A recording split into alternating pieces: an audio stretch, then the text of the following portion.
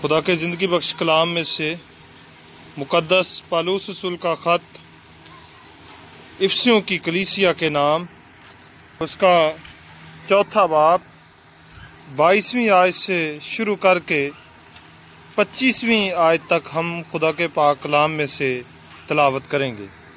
किताब मुक़द्दस में से मुक़द्दस पौलुस रसूल का ख़त इफिसियों की कलीसिया के नाम, चौथा बाब 22वीं आयत से 25वीं आयत तक हम पढ़ेंगे। खुदा के कलाम में इस तरह लिखा है कि तुम अपने अगले चाल चलन की उस पुरानी इंसानियत को उतार डालो जो फ़रेब की शहवतों के सबब से ख़राब होती जाती है, और अपनी अक्ल की रूहानी हालत में नए बनते जाओ और नई इंसानियत को पहनो जो खुदा के मुताबिक सच्चाई की रास्तबाजी और पाकीज़गी में पैदा की गई है। बस झूठ बोलना छोड़कर हर एक शख्स अपने पड़ोसी से सच बोले, क्योंकि हम आपस में एक दूसरे के उज़ू हैं। खुदा के पाक कलाम के पढ़े और सुने जाने पर खुदा की बरकत हो। खुदावंद यीशु मसीह के पाक और मुबारक नाम में आप सब की सलामती हो। खुदा का शुक्र अदा करते हैं जो अज़ल से अब तक यकसा है और जिसके खोले हुए को कोई बंद नहीं कर सकता और बंद किए हुए को कोई खोल नहीं सकता। उसकी रान और उसकी पोशाक पर लिखा हुआ है कि वो बादशाहों का बादशाह और खुदावंदों का खुदावंद है। सो खुदा का शुक्र अदा करते हैं जिसने अपना ज़िंदगी बख्श कलाम हमारे हाथ में तहरीरी तौर पर दिया, ताकि हम इस कलाम पर गौर व फिक्र करते हुए अपनी ज़िंदगी को और ज़्यादा बेहतर बना सकें, अपने लिए और दूसरों के लिए भलाई और बरकत का सबब बन सकें। यहाँ पर एक हालत का जिक्र किया गया जिसको अक्ल की रूहानी हालत कहा जाता है। अगर हम 23वीं आयत को पढ़ें तो उसमें लिखा और अपनी अक्ल की रूहानी हालत में नए बनते जाओ। इसका मतलब है ये लिखा गया है कि अगर अपनी अक्ल की रूहानी हालत में नए बनते जाओ तो अक्ल की पुरानी हालत भी हो सकती है, और वो अक्ल की पुरानी हालत जो है वो इंसान को जिस्म की ख्वाहिशों में ले डूबती है, और अक्ल की रूहानी हालत जो है वो ज़िंदगी के तंग रास्ता से गुजर कर हमें ज़िंदगी के दरवाजे तक ले जाती है। अब इंसान का फ़ैसला अपना है कि इंसान अक्ल की रूहानी हालत में ज़िंदगी बसर करे या अक्ल की पुरानी हालत में ज़िंदगी बसर करे। जब इंसान अक्ल की पुरानी हालत में ज़िंदगी बसर करता है तो उस वक़्त घरों में झगड़े होते हैं, उस वक़्त फसाद होते हैं, उस वक़्त खून रेजी होती है, उस वक़्त गाली गलोच किया जाता है, उस वक़्त झूठ बोला जाता है, उस वक़्त धोखा एक दूसरे को दिया जाता है, चोरी की जाती है। ना जाने इंसान किन किन बुराइयों और किन किन जराइम में मुलव्वस होता है। ये अक्ल की पुरानी हालत है। लेकिन जब इंसान अक्ल की रूहानी हालत में नया बन जाता है तो फिर नई अक्ल के नए काम होते हैं। जब हम दूसरे क्रंथियों के ख़त को पढ़ते हैं, दूसरा क्रंथियों 5वां बाब और उसकी 18वीं आयत, तो उसमें लिखा हुआ है कि तुम नए मखलूक हो। और जब इंसान नया मखलूक है तो नए मखलूक होते हुए फिर इंसान नए काम करता है। जब इंसान नया बन जाता है तो काम नए होते हैं, जब इंसान पुराना होता है तो फिर पुराने काम होते हैं। तो हमारा टॉपिक जो आज का है वो है अक्ल की रूहानी हालत, या इसको इस तरह भी कह सकते हैं कि अक्ल की नई रूहानी हालत। अक्ल की जब नई रूहानी हालत आती है तो उसमें इंसान सच बोलता है। लिखा है पस का जो मतलब है वो है हासिल कलाम, यानी इसके पीछे एक लंबी बहस हुई, और वो बहस जो होती है वो क्या है? बहस ये होती है, अगर हम इसको पढ़ें चौथे बाब की 17वीं आयत से, तो लिखा है इसलिए मैं ये कहता हूँ और खुदावंद में जताए देता हूँ कि जिस तरह गैर कौमें अपने बेहुदा ख्यालात के मुआफिक चलती हैं, तुम आइंदा को उस तरह न चलना, क्योंकि उनकी अक्ल तारीक हो गई है और वो उस नादानी के सबब से जो उनमें है और अपने दिलों की सख्ती के बायस खुदा की ज़िंदगी से खारिज हैं, उन्होंने सुन होकर शहवत परस्ती को इख्तियार किया ताकि हर तरह के गंदे काम हिरस से करें। मगर तुमने मसीह की ऐसी तालीम नहीं पाई, बल्कि तुमने उस सच्चाई के मुताबिक जो यीशु मसीह में है उसकी सुनी और उसमें तालीम पाई होगी कि तुम अपने अगले चाल चलन की उस पुरानी इंसानियत को उतार डालो जो फरेब की शहवतों के सबब से ख़राब होती जाती है, और अपनी अकल की रूहानी हालत में नए बनते जाओ और नई इंसानियत को पहनो जो खुदा के मुताबिक सच्चाई की रास्तबाजी और पाकीज़गी में पैदा की गई है। पस का जैसे मतलब मैंने बताया कि हासिल कलाम होता है, सारी बात करने का, सारी गुफ्तगू करने का मतलब यह है कि हर एक शख्स झूठ बोलना छोड़कर अपने पड़ोसी से सच बोले। उसकी वजह यह है, वजह ये लिखी है क्योंकि हम आपस में एक दूसरे के उज़ू हैं। अब मुझे ये बताने में कोई झिझक नहीं होती कि अगर आँख जो है वो हाथ से झूठ बोले तो ये हो नहीं सकता कि हाथ को पता न चले, या हमारा दिमाग हमारे दिल को धोखा देने की कोशिश करे तो ये हो नहीं सकता कि हमारा दिमाग हमारे दिल को धोखा दे सके।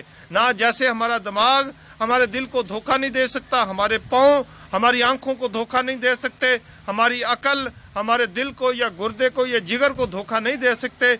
इसी तरह अगर हम किसी के साथ झूठ बोलते हैं तो वो झूठ जो है कभी ना कभी ज़रूर ज़ाहिर हो जाता है, और इससे फिर ये भी साबित होता है कि हम अभी तक नए मखलूक नहीं हैं। अगर कोई नया मखलूक है तो वो सच बोलता है, उसकी ज़िंदगी में झूठ नहीं है, और अगर कोई झूठ बोलता है तो इसका मतलब यह है कि अब तक वो नया मखलूक नहीं है। ज़बूर 119 और उसकी 160 आयत में लिखा है, तेरे कलाम का खलासा सच्चाई है और तेरी सदाकत के कुल अहकाम अबदी हैं। यानी खुदा के सारे कलाम का निचोड़, सारे कलाम का हासिल कलाम जो है वो सच्चाई है। जब इंसान सच बोलना सीख लेता है तो उस वक़्त बहुत सारी बुराइयों से, बहुत सारे जराइम से, बहुत सारे गुनाहों से बच जाता है। और जब इंसान झूठ बोलता है तो झूठ के साथ और बहुत सारे गुनाह जन्म ले लेते हैं।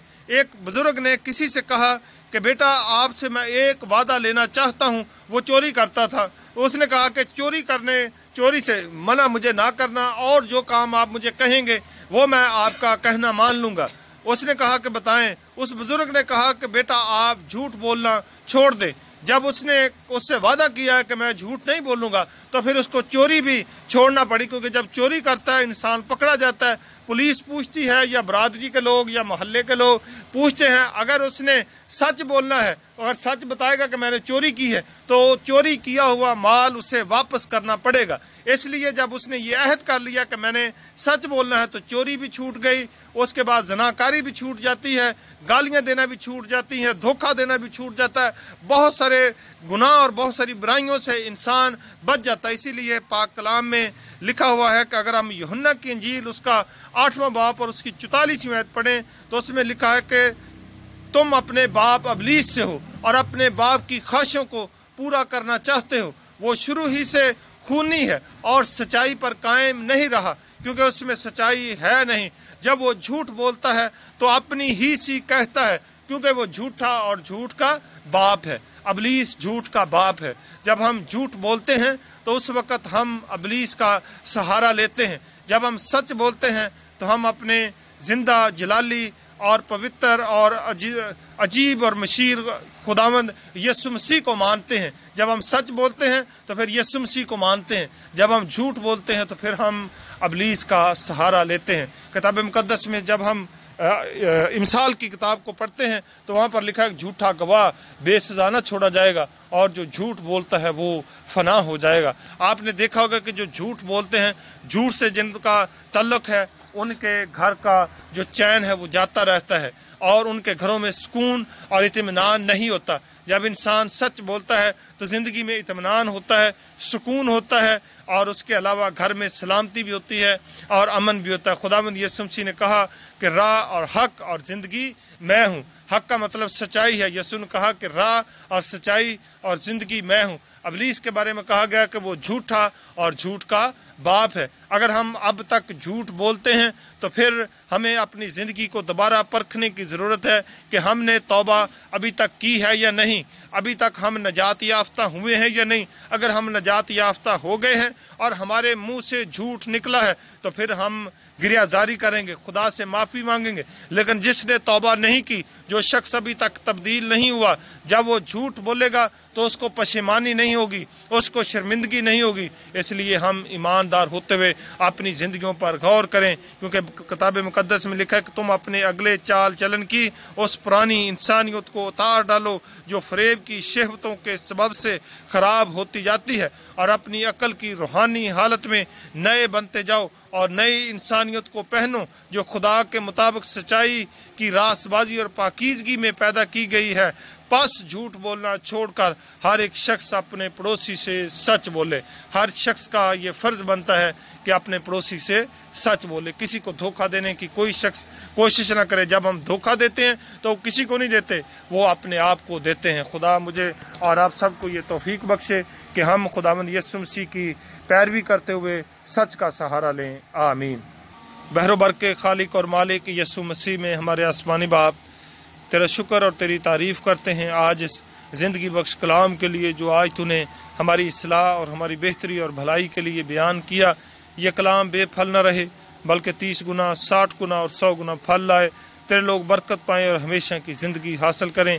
इस घर पर तेरा रहम और तेरा फजल चाहता हूँ। तेरा खादम होते हुए इस घर के लिए सलामती मांगता हूँ। इस घर में बसने वाले तमाम अफराद पर तेरा रहम चाहता हूँ।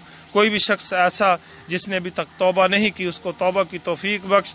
जिन लोगों ने तौबा की है उनको तौबा के माफिक फल लाने की तौफीक बख्श। ईमान पर कायम रहने की तौफीक अता कर, ताकि ईमान के सच्चे गवाह बनकर ईमान की अच्छी गवाही दें और अच्छी कुश्ती लड़कर उस हमेशा की ज़िंदगी पर कब्ज़ा कर लें। इस घर पर तेरी बरकत चाहता हूँ, तमाम सुनने वालों पर तेरी बरकत चाहता हूँ, और जितने लोगों ने आज इस आवाज़ को सुना है आसमानी बाप, उनकी ज़िंदगियों को तब्दील करना, उनकी ज़िंदगियों से झूठ निकाल कर उसकी जगह पर उनको सच बोलने की तौफीक बख्शना। हर एक फ़र्द बशर की माली, जिस्मानी और रूहानी ज़रूरतों को पूरा करना।